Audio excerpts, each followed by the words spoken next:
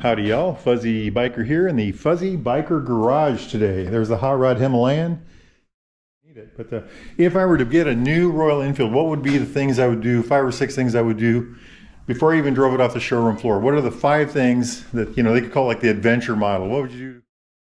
I got a short little list, and the beginning of my list actually doesn't start with this. This is actually item number 6 on my list, but I'm going to jump ahead, and I'm going to say number 1 thing I would get is a stand like this, a wide foot stand. Now this one's a custom made one, but there's lots of options out there, and the reason I would get that is because every time you park somewhere, the one that comes with it is very small, about 1.5 inches square maybe, and a wide foot stand would give you security when parking on loose dirt. Okay, next thing I would get, I would raise the fenders on this.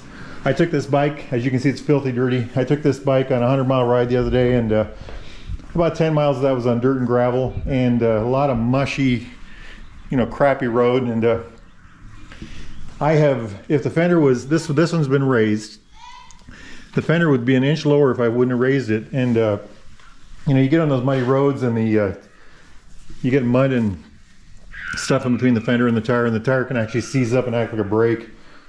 Next thing I would do after that, and this is a really big one, is I would put these Dunlop Trail Max Mission tires on. I'd do it on the back and I'd do it on the front.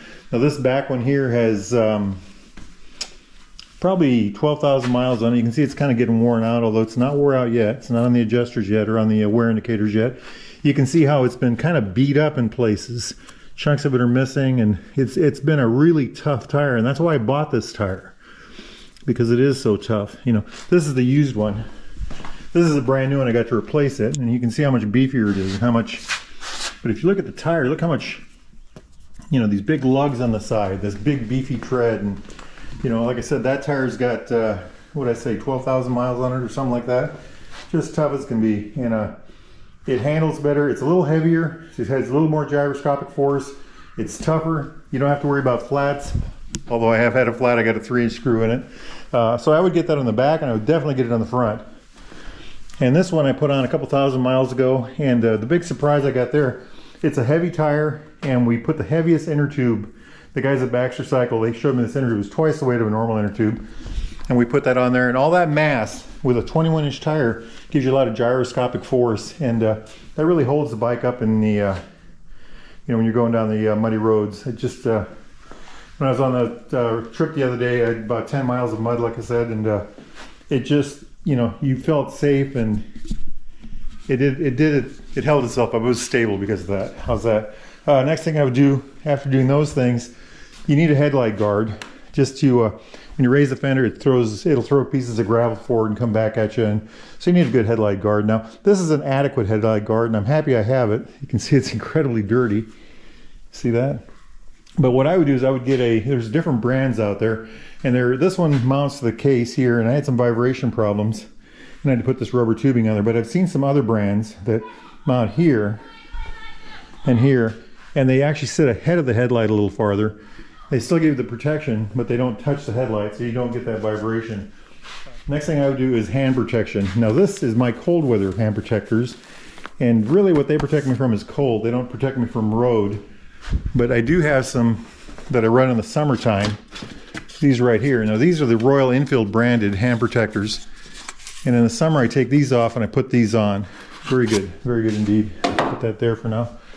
Next thing I got on my list is mirror risers. These things right here. This part right here. Now I like the stock mirrors on the Himalayan. They work pretty good. I like the way they look. They're round.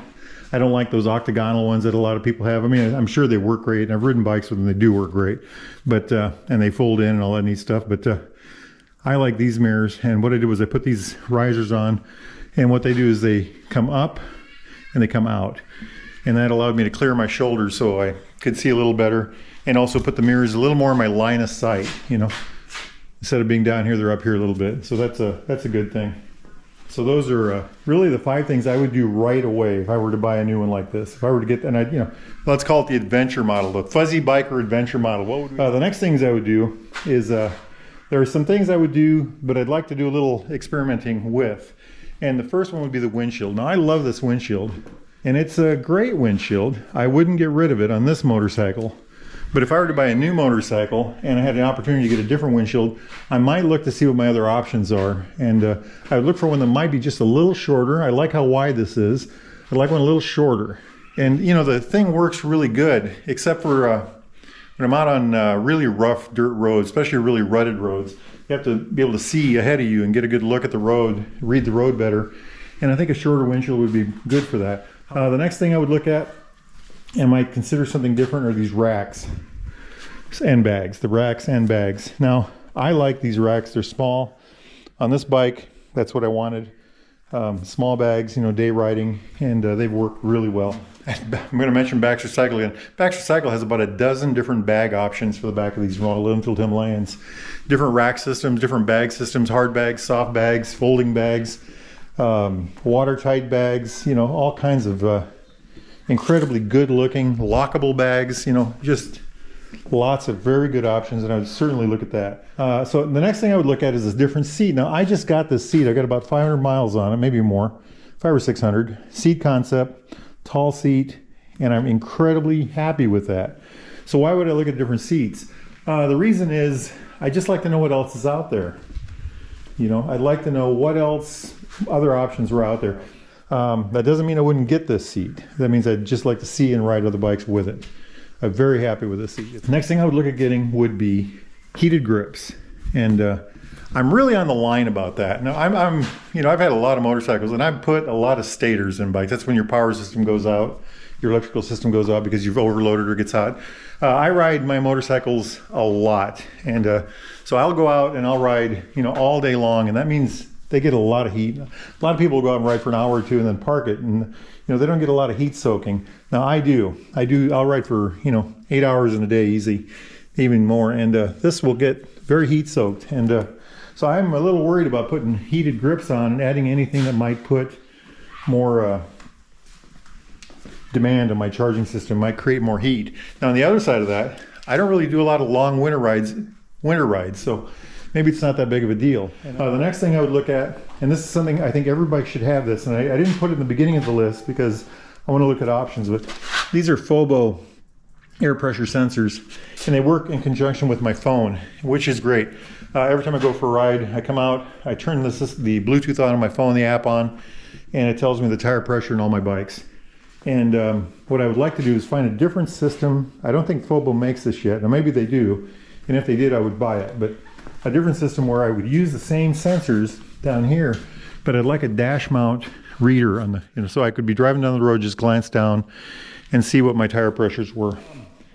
Next part of my list are things I don't think I want to do or don't think I would change. And the top of that list is the suspension. I'm very happy with the suspension on this motorcycle. I have ridden other motorcycles with YYS or YSS or whatever brand that is, and Hagens, whatever they are, and I think they're great, but I don't think they're necessary for my kind of riding. Same with the back shock, you know. I've seen those and I've rode those, and they're really cool, and they have adjustability and all that, but for the kind of riding I do, you know, the fuzzy biker riding guy, I'm really happy with the suspension this bike has. I think I'd spend the money elsewhere. Other thing is a pipe. I don't really care for loud motorcycles. I've got a very loud Harley right there with drag pipes. If I want to make noise, I'll get that thing out. So I don't think I'd change that. The only reason I would change it would be weight savings. And I got to checking into that, and you only save about 4 or 5 pounds. So I don't think that's a good enough reason to make the change. Other thing I have on here is air filter. A lot of people get those, I don't know what they're called, DNA or K&N or whatever air filter systems. Oh, they breathe better and all that neat stuff. And I agree, they probably do. The thing is, I ride so much dirt and gravel that I don't want a system that lets in more air and also lets in more dust. So I'm happy with the system I have now. I pay $15 or $20 for a new air filter every couple thousand miles, and I consider that a worthwhile investment. If it keeps more of the dirt out of the bike, you know, out of the engine, out of the oil, then I'm happy with that. Other things I have on here are engine guards. And that's one I go back and forth on a lot. There are some really neat engine guard options. And one of the ones is a 2-point system, but it covers the oil filter, and I don't like that. The other one is a GB system, or there's other brands also, but it's a 3-point system. And I do like the way that one looks. However, I also think it's heavy and it costs a lot. And the only reason I would get something like that is if I did a lot of miles and I wanted to put highway pegs on here. And I just don't know that I would use that on this motorcycle. So, not sure if that's a good idea. Anyway, so Fuzzy Biker Adventure bike would have from the shop, it would have the fender risers, the different tires, the Dunlop Trail Max tires,